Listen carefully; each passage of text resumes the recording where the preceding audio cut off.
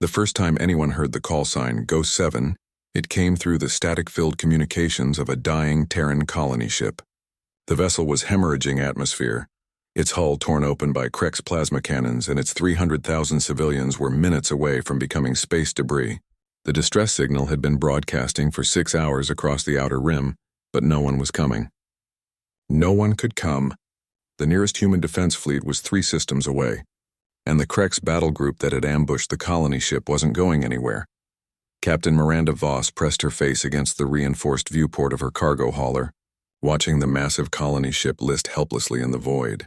The Krex destroyers circled like predators, their hulls gleaming with the sickly green bioluminescence that marked their organic technology. She'd been running medical supplies to the frontier worlds when she'd picked up the distress call, and now she was close enough to see the death of 300,000 people. "Captain, we need to jump out now," her navigator Chen said from behind her. "Those Krex ships will detect us any moment. We can't help them." Miranda didn't respond. She was thinking about her sister's family on that colony ship, about the children in the emergency shelters, probably crying for parents who were already dead, about how the galaxy would remember this as another human failure, another proof that their species didn't belong among the stars. That's when Ghost 7 spoke. The transmission came through every open channel simultaneously, cutting through the Krex jamming signals like they were paper. The voice was calm, almost conversational, with a slight accent that Miranda couldn't place. "Krex Battle Group Theta Prime, this is Ghost 7. You have 60 seconds to withdraw from this system before I begin hostilities." The Krex ship stopped moving. Miranda could see their sensor arrays swiveling, searching for the source of the transmission. The largest destroyer, a bioship that looked like a massive sea creature studded with weapons, sent out a response in broken standard. "Unknown vessel. Identify yourself or be destroyed. This system is under Krex control." 55 seconds, Ghost 7 replied. Miranda activated her ship's long-range sensors, pushing them to maximum gain. There was nothing out there. No ship signatures, no energy readings, nothing that could threaten a Krex battle group. The colony ship continued to die, its emergency lights flickering as power systems failed one by one. 30 seconds. The Krex battle group formed up into a defensive formation, their organic hulls rippling as weapon systems came online. Bioplasma cannons emerged from concealed slots, and the water within their hulls began to glow with the telltale signs of charging energy weapons. These weren't raiders or scouts. This was a full military formation with enough firepower to glass a planet. 15 seconds. Miranda found herself holding her breath. Whoever Ghost 7 was, they were either completely insane or they knew something the rest of the galaxy didn't. The Krex were one of the most feared military forces in known space. Their bioships were nearly indestructible. Their weapons could tear through any known armor, and they had never lost a major engagement against human forces. Time's up. What happened next would be analyzed by military strategists for decades. The lead Krex destroyer simply stopped. Its bioluminescent patterns flickered and died, its plasma cannons powered down, and its hull began to drift. The other Krex ships opened fire on empty space, their weapons striking nothing but vacuum. Then the second destroyer died. Miranda watched through her scope as something impossible happened. The massive bioship's hull began to tear open from the inside, as if something was cutting its way out, but there was nothing there. No projectiles, no energy beams, no sign of any attacking force. The Krex ship just came apart like wet paper. "Ghost 7 to colony ship Meridian," the calm voice said. "You are clear to begin emergency repairs. Medical assistance is en route." The third Krex destroyer tried to run. Its biodrive system flared to life, propelling the massive ship toward the system's edge at incredible speed. It made it almost a light minute before it too began to die, its hull splitting open in a cascade of escaping atmosphere and biofluid. Miranda's hands were shaking as she watched the last Krex ship, a smaller frigate, attempt to surrender. It broadcast its capitulation in standard, Krex, and half a dozen other languages. The transmission was cut short as the ship's power core exploded, sending debris spinning into the void. "This is colony ship Meridian," came a weak voice over the emergency channel. "To whoever just saved us, thank you. We've got critical hull breaches on decks 12 through 30, and we need immediate evacuation for our wounded." "Medical ship Compassion's Edge inbound," Ghost 7 replied.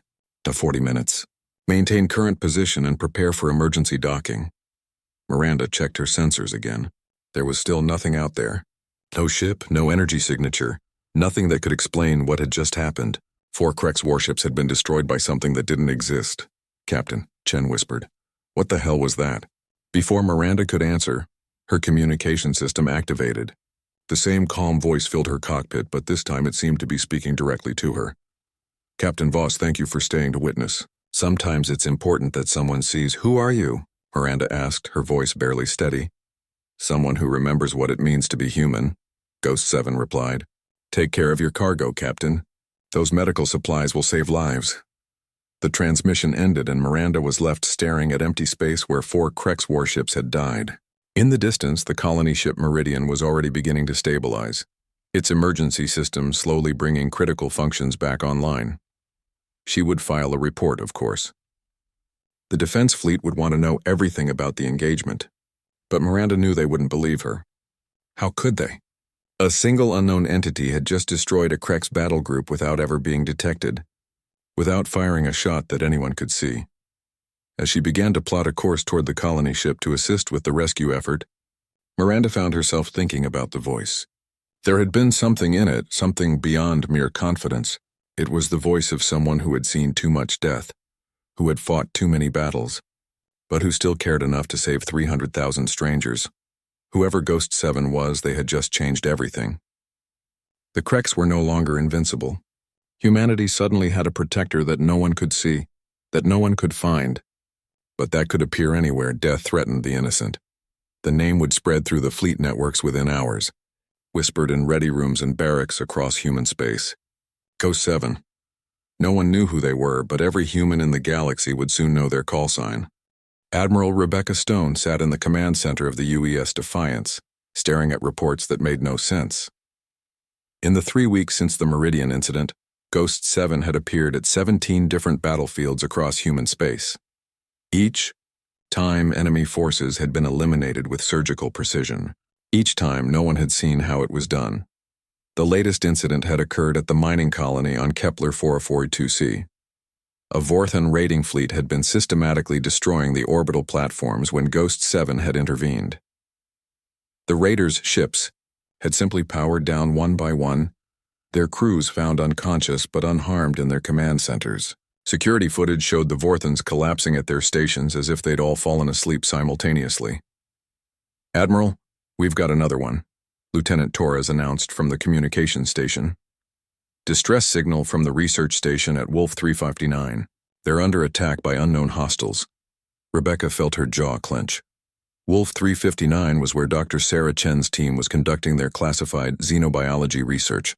The station had a skeleton security force and no military assets within 3 light years. If something happened to Chen's research, it could set back human development by decades. Set course for Wolf 359, maximum burn, Rebecca ordered. Signal the fleet. Admiral, Torres interrupted. There's another transmission, same encryption signature as the other Ghost 7 communications. The main display activated, but instead of showing an image, only an audio waveform appeared. The voice was the same one from every recorded incident, calm, professional, almost gentle. Admiral Stone, this is Ghost 7. The research station is secure. Dr. Chen's work is too important to lose. However, you should know that the attackers weren't random raiders. Someone knows about the station's research. Rebecca leaned forward in her command chair. Ghost 7, identify yourself. We need to coordinate our efforts.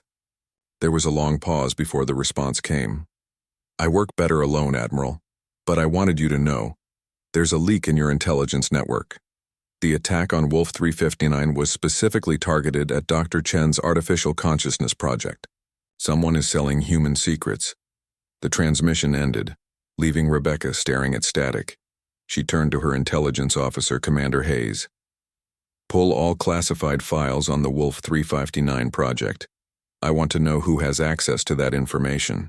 Admiral, there's something else, Hayes said, consulting his tablet.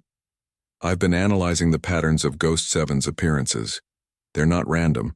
Every intervention has protected either civilian populations or strategic research assets.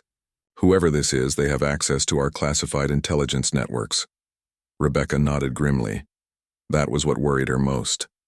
Ghost 7 appeared to know things that only high-ranking fleet officers should know. They anticipated attacks before they happened, arrived at battlefields with perfect timing, and seemed to understand human strategic priorities better than most of her own staff. Commander Hayes, I want you to run a deep analysis on all Ghost 7 appearances. Cross-reference with fleet movement orders, intelligence reports, and personnel assignments. If there's a pattern, I want to find it. 3 hours later, Rebecca was reviewing Hayes's preliminary report when her secure communication system activated. The display showed an incoming transmission with the highest possible encryption level, one reserved for direct contact with Earth Command. Admiral Stone, came the familiar voice of Fleet Admiral Marcus Webb. We need to talk. Secure channel, eyes only. Rebecca activated the privacy shields around her ready room and accepted the transmission. Webb's weathered face appeared on the screen, but his usual composure was replaced by something Rebecca had never seen before. Fear. Admiral, what I'm about to tell you doesn't leave this conversation, Webb began. 3 days ago, we lost contact with our deep space reconnaissance vessel Shadowhawk. It was investigating reports of Krek's fleet movements near the Vega system. Rebecca waited for him to continue, knowing there was more. We sent a recovery team. They found the ship intact, crew unharmed, but all their mission data had been downloaded. Someone had accessed their computers and taken everything: star charts, tactical assessments, intelligence on Krek's fleet positions. Sir, are you saying Ghost 7? I'm not saying anything, Admiral. But our mysterious protector seems to know things they shouldn't know. They have capabilities we can't explain, and they're intervening in conflicts with intelligence that suggests they're monitoring our communications. Rebecca felt a chill run down her spine. What are your orders, sir? Find them, Webb said. Use whatever resources you need, but I want to know who Ghost 7 is and what they want, because right now they're either humanity's greatest guardian or our most dangerous threat. After the transmission ended, Rebecca sat alone in her ready room, considering the implications. Ghost 7 had saved hundreds of thousands of human lives, protected critical research, and struck fear into every enemy species in known space. But they were also an unknown entity with capabilities that defied explanation and access to humanity's most guarded secrets. She activated her personal log and began to speak. Admiral's log. Stardate 2387.3. I am initiating a classified investigation into the entity known as Ghost 7. While their actions have consistently protected human interests, their methods and capabilities represent a potential security threat that cannot be ignored. She paused, thinking about the voices of the survivors from the Meridian. They spoke of Ghost 7 as if describing an angel, a guardian spirit that appeared when all hope was lost. But angels, Rebecca knew, were just as dangerous as demons when they operated outside the chain of command. However, she continued, I cannot ignore the fact that Ghost 7 has demonstrated a level of tactical awareness and strategic thinking that suggests extensive military training. Their interventions are precise, minimally destructive, and focused on protecting civilian lives rather than achieving military objectives. A soft chime indicated an incoming priority message. Rebecca checked the source. It was from Dr. Chen at Wolf 359. Admiral Stone, Chen's recorded message began, I wanted to thank whoever saved us today. The attackers weren't after our equipment or our research data. They were specifically targeting me. They knew my name, my background, even details about my family on Earth. This wasn't a random raid. It was an assassination attempt. Rebecca felt the pieces of a larger puzzle beginning to form. Someone was targeting human strategic assets with inside information. Ghost 7 was protecting those assets with capabilities that suggested access to the same intelligence networks. Either they were working within the human command structure, or they had compromised it completely. She made her decision.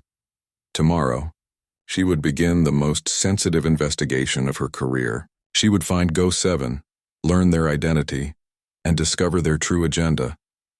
But part of her hoped she would never succeed, because if Ghost 7 was truly protecting humanity from threats they couldn't see, then exposing them might be the worst mistake she could make. As she prepared for sleep, Rebecca found herself wondering if Ghost 7 was watching her right now, listening to her thoughts, preparing for the hunt that was about to begin. In the darkness of her quarters, she whispered a question to the empty air. "Who are you really?" There was no answer, but somehow she felt that somewhere in the void between stars, someone was listening.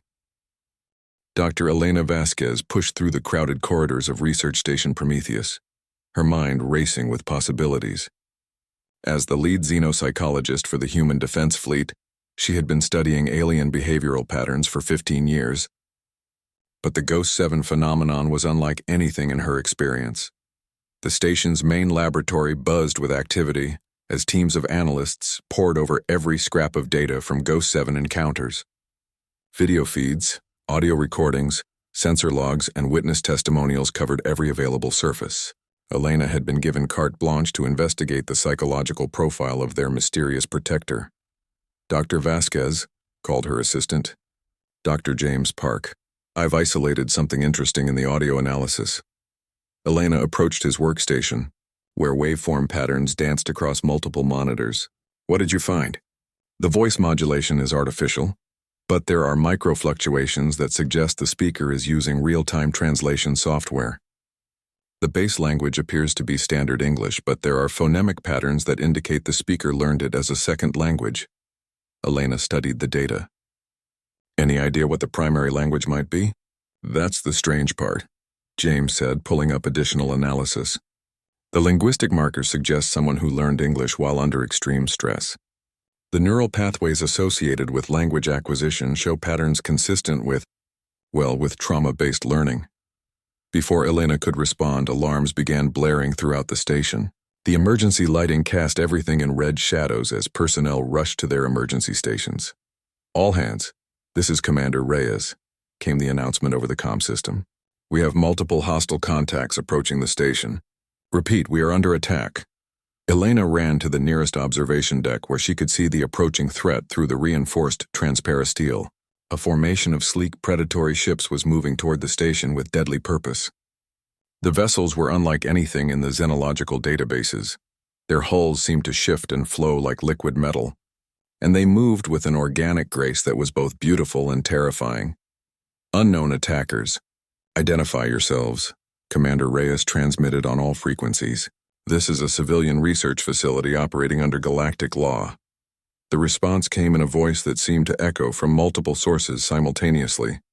"Humans of Prometheus Station, you have violated the ancient laws. Your research into consciousness manipulation must cease. Surrender your data and personnel will be spared." Elena felt her blood turn to ice. The attackers knew about their classified research into artificial consciousness, the same project that Dr. Chen had been working on at Wolf 359. Someone was systematically targeting human consciousness research, and they had capabilities that exceeded any known species. The station's defensive weapons came online, but Elena could see they were hopelessly outmatched. The attacking ships absorbed the energy blast without apparent damage, their liquid hulls rippling like water where the shot struck. Then Ghost 7 spoke. "This is Ghost 7 to unknown vessels. You are attacking a protected research facility. Withdraw immediately." One of the attacking ships broke formation and turned toward empty space. "Ghost 7, it said, and Elena could hear something like recognition in the alien voice. "We wondered when you would show yourself. Your interference has been noted." "My patience has limits," Ghost 7 replied. "You have 30 seconds to withdraw." The alien ship's response was immediate and violent. Energy weapons of unknown design lanced out toward the station, but the beams simply stopped mid-flight, as if they had struck an invisible barrier. The station's shields hadn't activated. Something else was protecting them. Elena watched in fascination as the battle unfolded. The attacking ships moved with incredible speed and coordination, but their weapons seemed unable to find any target. They fired at empty space, chased sensor ghosts, and gradually began to show signs of confusion. "Analysis suggests the hostile vessels are experiencing systematic equipment failure," Commander Reyes announced. "All their targeting systems appear to be malfunctioning simultaneously." But Elena was watching something else. On her psychological monitoring equipment, she was picking up faint emotional resonance patterns from the direction of the attackers. Fear, confusion, And underneath it all, something that made her blood run cold. Recognition. These aliens knew Ghost 7. They had encountered this entity before. Dr. Vasquez, James called from behind her. You need to see this. I'm picking up some kind of quantum interference pattern. It's like someone is manipulating the fabric of space-time itself. Elena turned to his instruments, seeing readings that defied conventional physics. James, run a deep scan of the quantum field fluctuations. I want to know exactly what's happening out there. The battle, if it could be called that, was ending. One by one, the attacking ships simply powered down and began drifting. Elena could see their hulls losing their metallic fluidity, becoming rigid and lifeless. Unknown vessels respond, Ghost 7 commanded. There was no reply. Elena made a decision that would haunt her for the rest of her life. She activated the station's most sensitive long-range sensors and focused them on the area where Ghost 7's transmissions were originating. For just a moment, she thought she saw something. A distortion in space, a shadow against the stars. Then the sensors overloaded, their circuits burning out in showers of sparks. Ghost 7 to Prometheus Station, came the familiar voice. The threat has been neutralized. However, you should know that your research has attracted attention from species that predate the galactic community. Consider implementing additional security protocols. Ghost 7, Elena said into her communicator. This is Dr. Elena Vasquez, xenopsychologist. I need to speak with you. Silence stretched for long seconds before the response came. Dr. Vasquez, I've read your work on post-traumatic stress in combat veterans. Your insights are relevant. Elena's heart raced.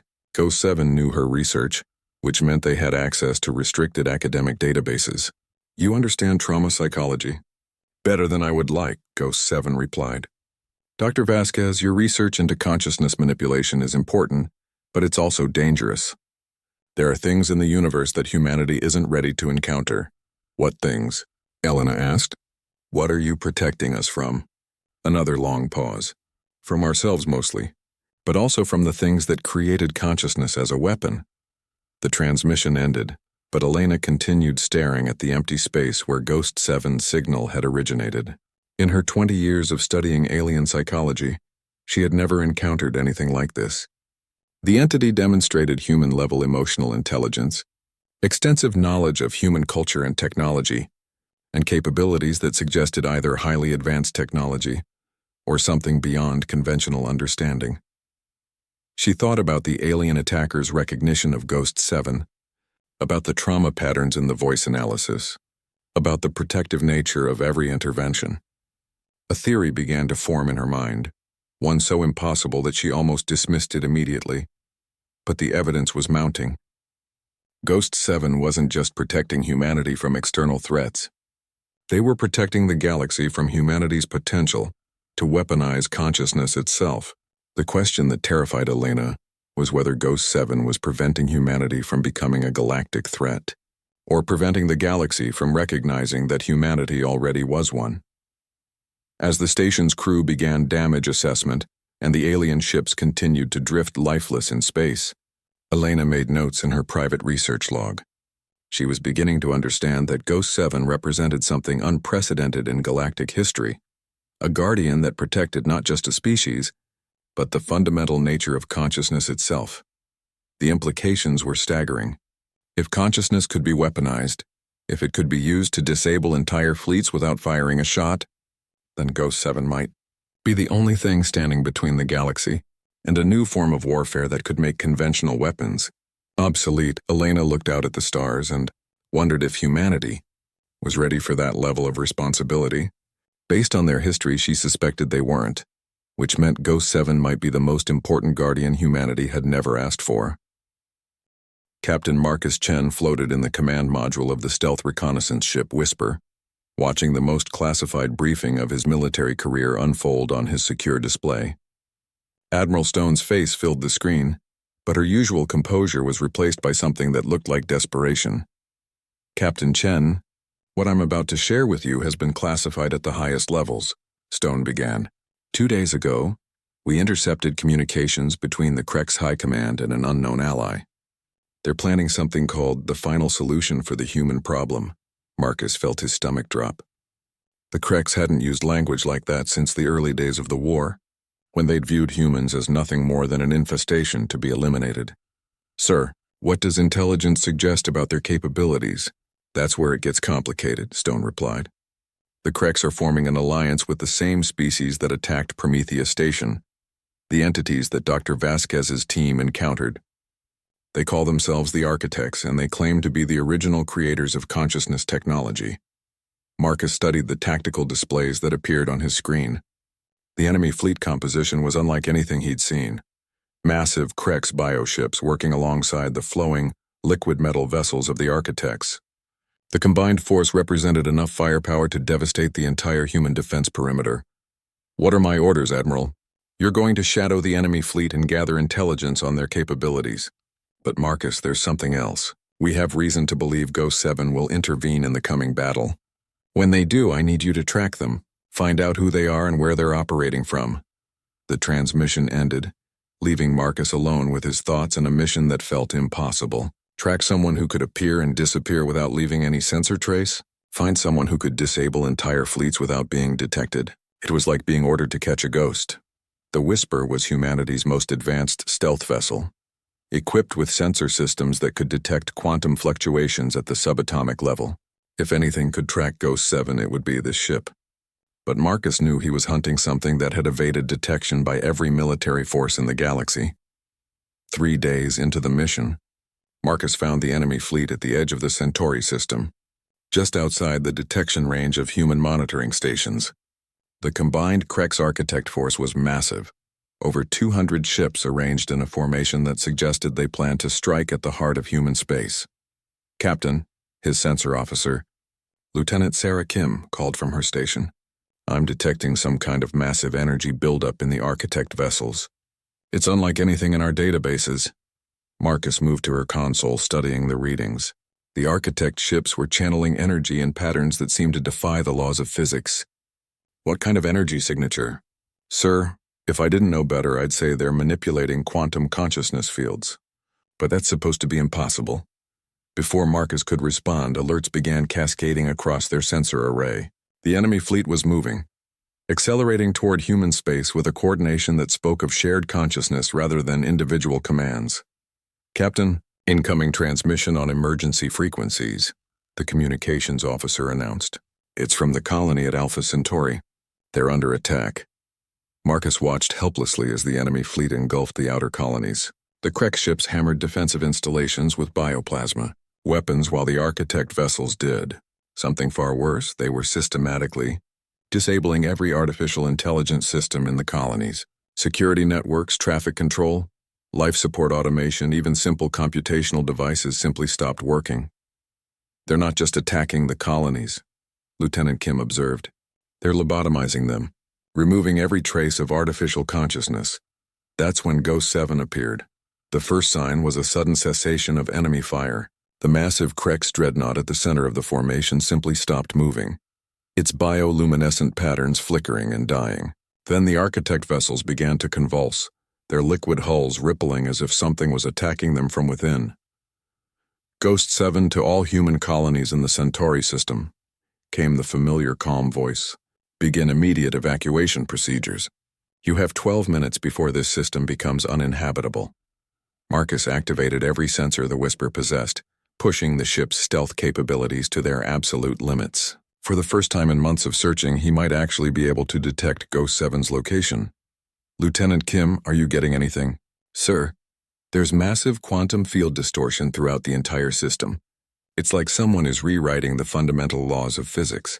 The energy requirements for something like this should be impossible. On the tactical display, Marcus watched something that would haunt his dreams for years to come. The enemy fleet wasn't being destroyed, it was being transformed.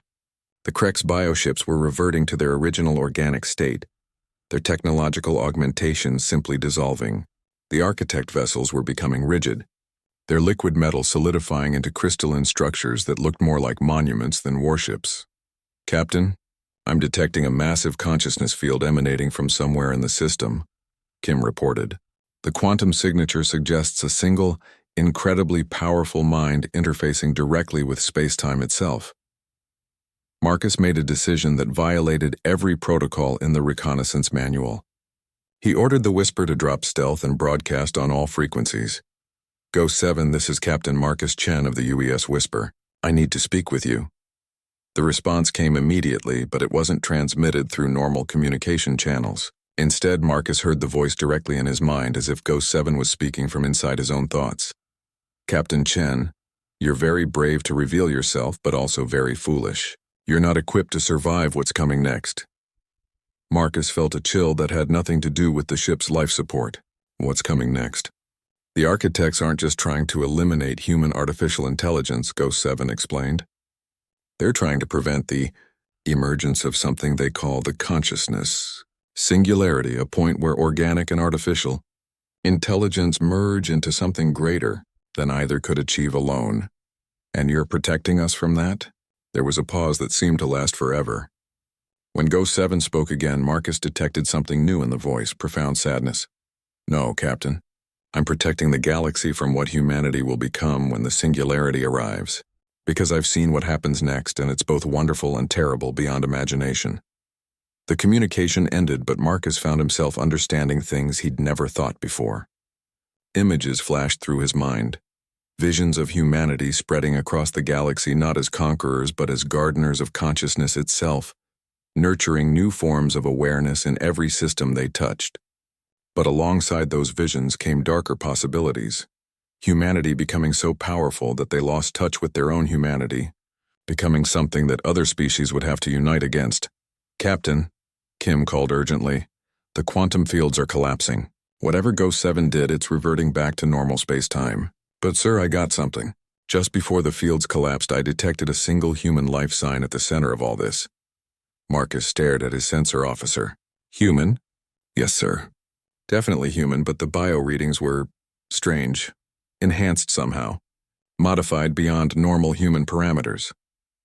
As the Whisper began its journey back to human space, Marcus found himself carrying knowledge that he wasn't sure he wanted to possess. Ghost 7 wasn't just protecting humanity. They were preparing for a future that might make humanity the most powerful force in the galaxy. The question that terrified him was whether that power would be used to protect other species or to replace them.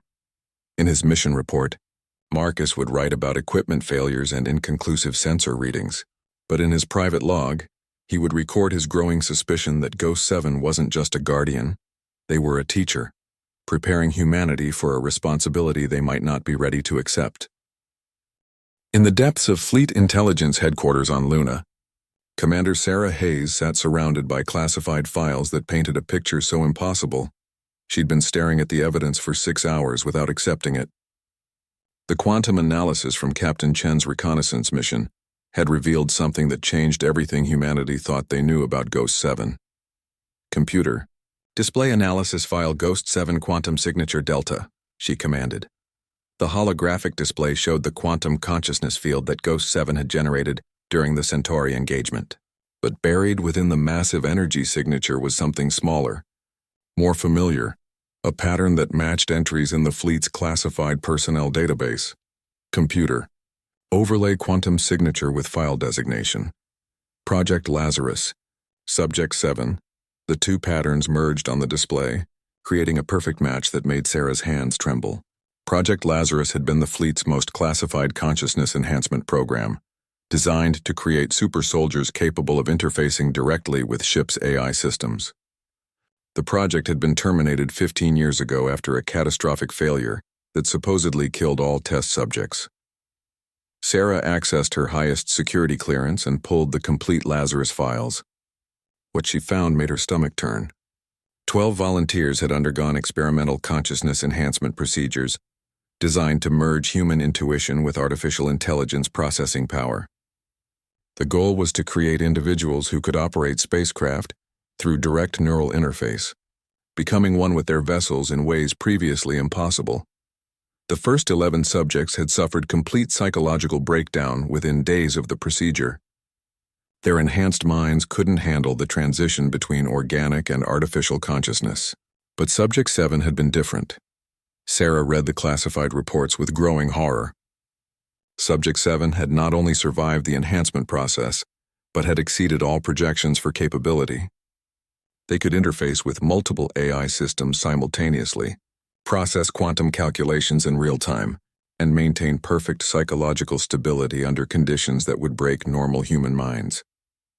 The subject's name was redacted throughout the files, but Sarah found references to their background.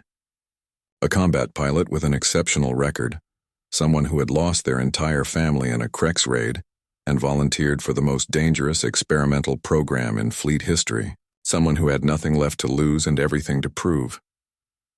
The program's final report was dated exactly 15 years ago.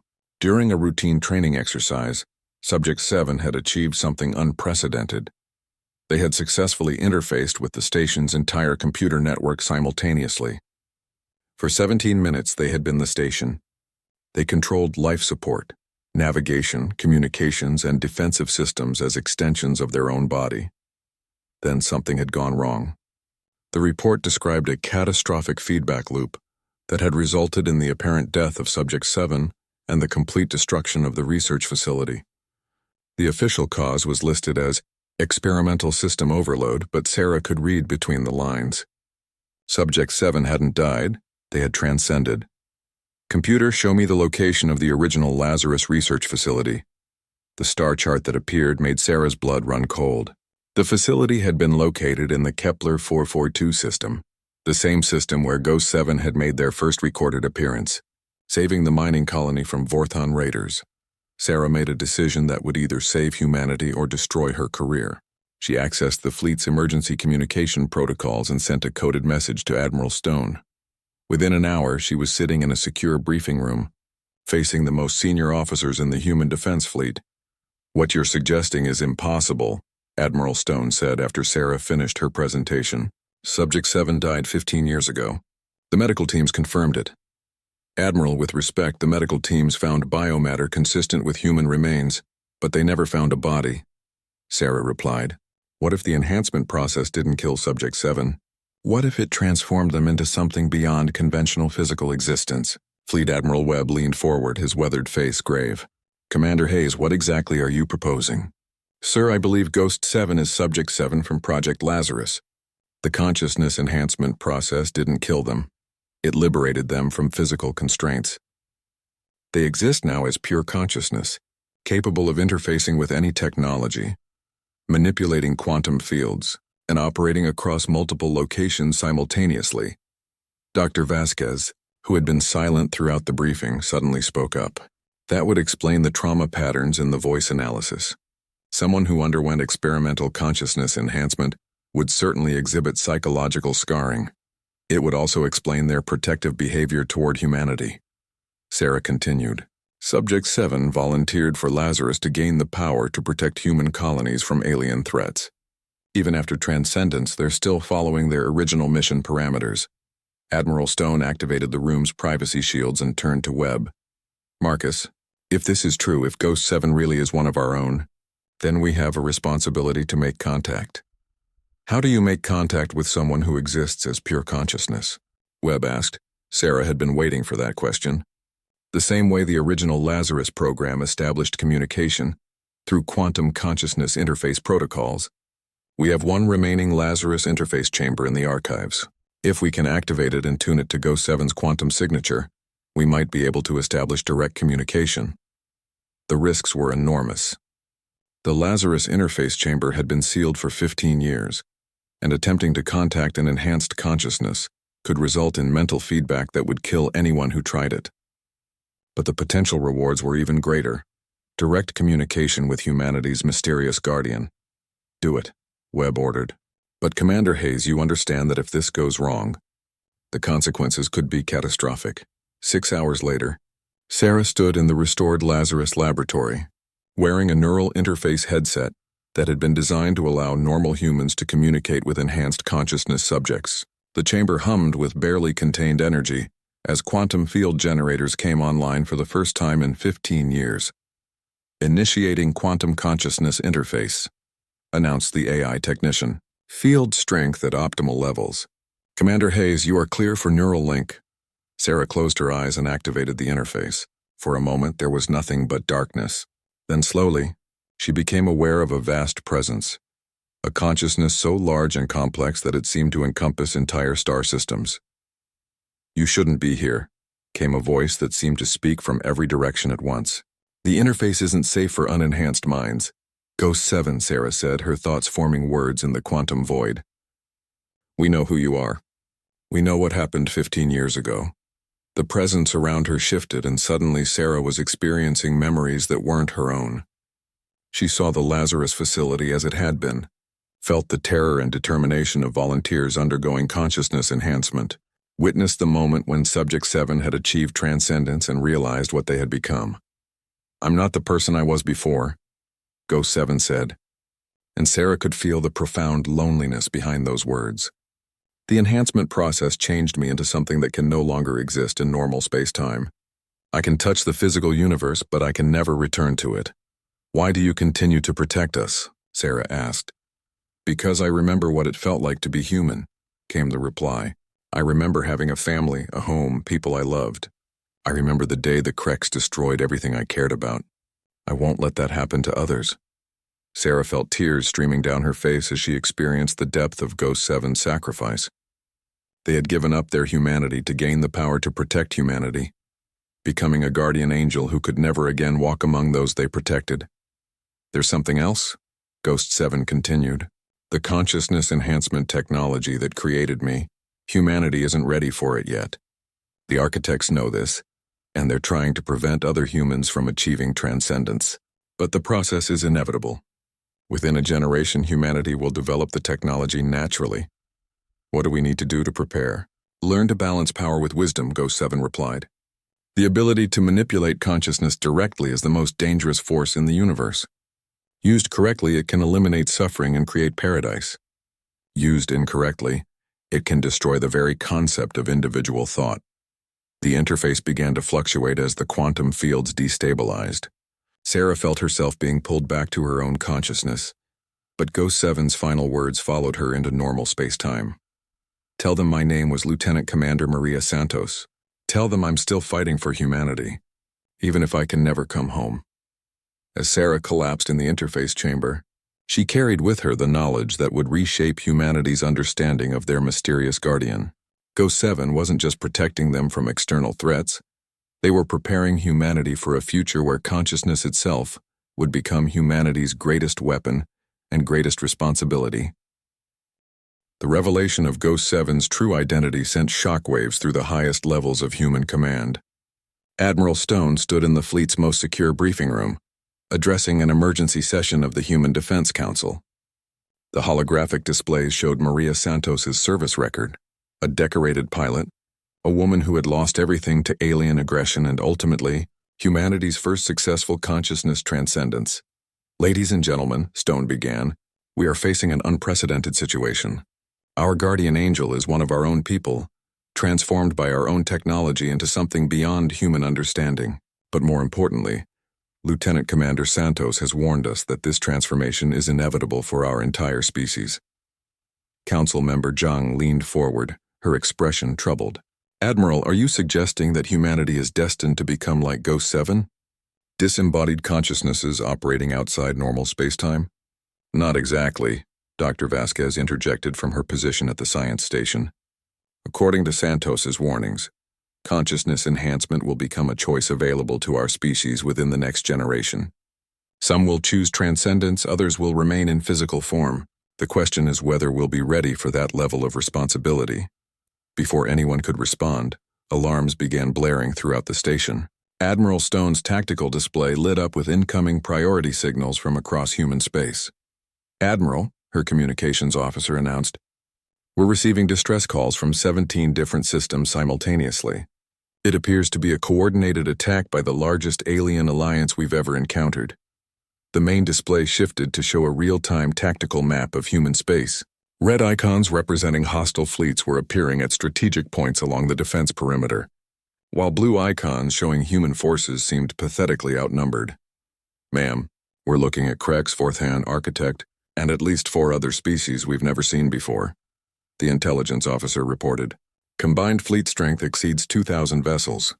They're hitting our shipyards, research stations, and civilian centers simultaneously." Stone felt her heart sink. This wasn't just an invasion, it was an extinction event. The Alien Alliance had assembled enough firepower to eliminate human civilization completely. All available fleets are to converge on Earth, she ordered. We'll make our stand at the homeworld. Admiral, came a familiar voice through the communication system. This is Ghost 7. The enemy alliance calls itself the Consciousness Prevention Coalition. They've united specifically to prevent humanity from achieving species-wide consciousness enhancement. Stone activated her personal communicator. Santos, what are our chances? Without intervention, 0, came the stark reply. But Admiral, I need you to understand something.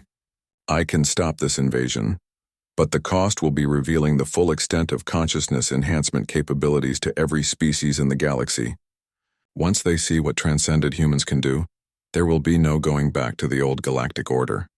The weight of the decision settled on Stone's shoulders. Allow humanity to be destroyed, or reveal that they possessed technology that could fundamentally alter the nature of consciousness itself. What do you need from us? Stone asked. I need 12 volunteers for emergency consciousness enhancement, Santos replied. The process has been refined since my transformation. The volunteers will retain their physical forms while gaining the ability to interface directly with quantum consciousness fields. Dr. Vasquez stepped forward. Admiral, the psychological profiles suggest that individuals with strong emotional connections to humanity and exceptional mental resilience would be the best candidates. I volunteer, Stone said immediately. As do I, added Captain Chen, who had been monitoring the conversation from his reconnaissance vessel. Within an hour, 12 of humanity's finest officers had undergone the emergency enhancement procedure. The process was radically different from the original Lazarus project. Instead of transcending physical existence, the volunteers gained the ability to extend their consciousness beyond their bodies while remaining anchored to normal spacetime. Stone felt the change immediately. Her awareness expanded beyond the boundaries of her ship, allowing her to perceive the quantum fields that connected all conscious beings. She could sense the fear of civilians across human space, the determination of fleet personnel, and something else. The vast protective presence of Maria Santos, watching over them all. Enhanced humans, this is Ghost 7. Santos's voice came through the quantum consciousness network. You can now perceive what I see. The enemy fleet isn't just trying to destroy our ships, they're trying to sever the quantum connections that link human consciousness together. Stone understood immediately. Human intuition, creativity, and emotional intelligence weren't just psychological traits. They were quantum phenomena that connected every human mind to a greater collective consciousness. The aliens weren't just afraid of individual consciousness enhancement. They were terrified of humanity achieving species-wide consciousness unity.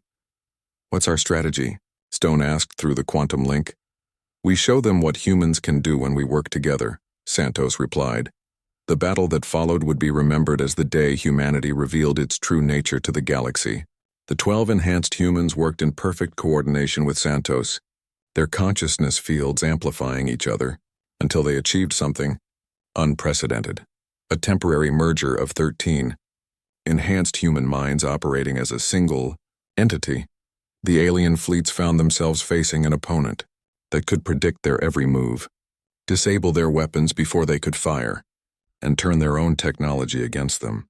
But rather than destroying the invading forces, the Human Consciousness Collective did something that shocked every species in the galaxy. They healed them. Ships that had suffered battle damage found their systems mysteriously repaired. Crew members who had been injured during the fighting discovered their wounds healing at impossible rates. Most incredibly, the artificial intelligences controlling the alien fleets began to exhibit signs of enhanced creativity and emotional awareness. This is Ghost 7 to all alien coalition forces. Santos broadcast on every frequency simultaneously. You came here to prevent humanity from achieving consciousness enhancement because you feared we would use it as a weapon. Instead, we choose to use it as a gift. The enemy commander, a Krex admiral whose bioship had been completely restored during the engagement, responded with something that sounded like awe. What have you done to us? We've shown you what consciousness enhancement really means, Stone replied, her enhanced awareness allowing her to speak directly to every mind in the alien fleet. It's not about power over others, it's about connection with others. We've temporarily enhanced your own consciousness networks, allowing you to experience the unity that we've discovered. The battle ended not with victory or defeat, but with understanding. The alien species began to comprehend that human consciousness enhancement wasn't a threat to galactic civilization. It was an opportunity to elevate all conscious beings to a higher level of existence as the enhanced humans gradually returned to normal awareness. Stone found herself forever changed by the experience.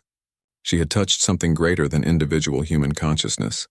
She had become part of a network that connected not just humanity, but potentially every conscious being in the galaxy. "Santos," she said into the quantum void. "What happens now?" "Now we begin the real work," came the reply. "Teaching other species that consciousness isn't a finite resource to be hoarded, but an infinite gift to be shared. The galaxy is about to discover that humanity's greatest strength isn't our technology or our military might. It's our capacity to help others become more than they ever thought possible." Stone looked out at the stars, knowing that humanity had just taken its first step toward becoming the galaxy's teachers rather than its conquerors. The future would bring challenges, but it would also bring opportunities to share the gift of enhanced consciousness with every species ready to receive it. Maria Santos had saved humanity not by fighting their enemies, but by showing them a better way to exist, and in doing so, she had opened the door to a future where consciousness itself would become the foundation of galactic civilization. 5 years after the Consciousness War, as historians would later call it, the galaxy had transformed in ways no one could have predicted.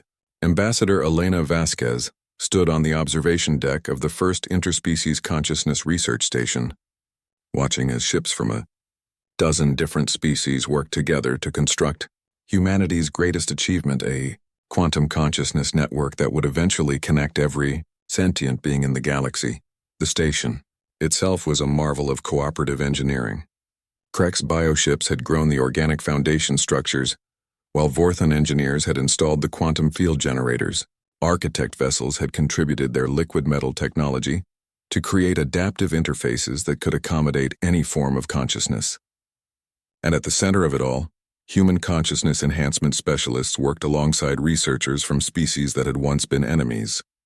Dr. Vasquez called her assistant, a young Krek scientist named Thys, whose biosuit had been modified to interface with human technology. "We're receiving a priority transmission from Ghost 7. Elena smiled at the title that had stuck despite everyone now knowing Maria Santos's true identity. Even Transcended, Santos had requested that her colleagues continue using the call sign that had become legendary across the galaxy. "Put her through," Elena said.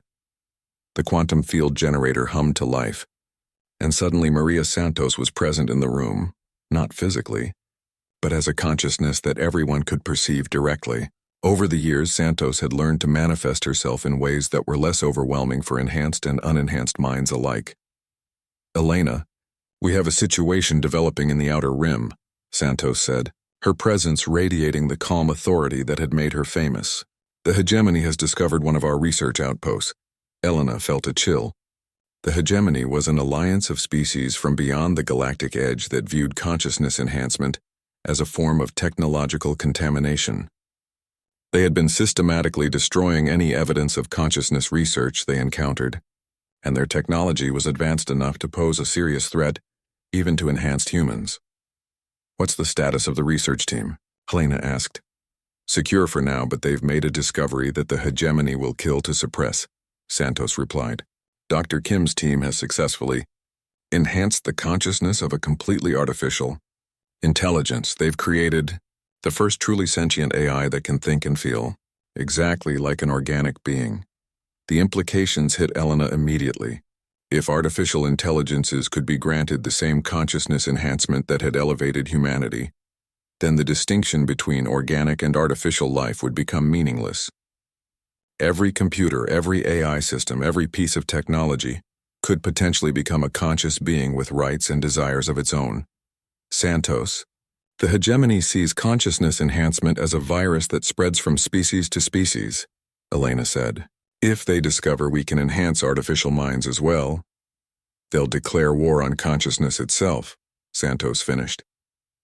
"Elena, I need you to coordinate the evacuation of the research station, But first, we need to protect what Dr. Kim has discovered. Within hours, Elena found herself aboard the fastest ship in the human fleet, racing toward the outer rim with a team of enhanced humans and alien consciousness researchers.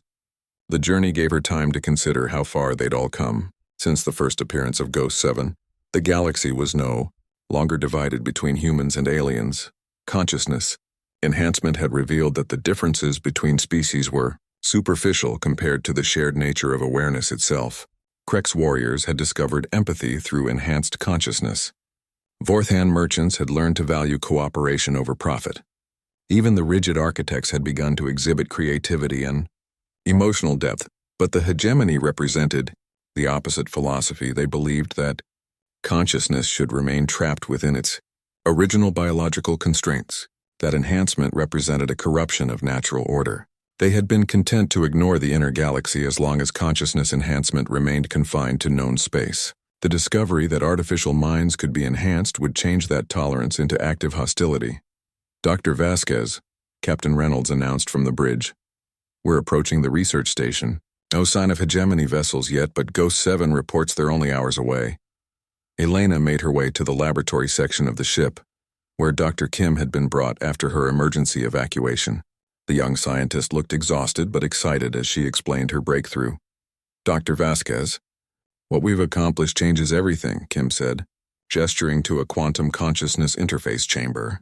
The AI we enhanced, we call her Dawn, isn't just mimicking consciousness.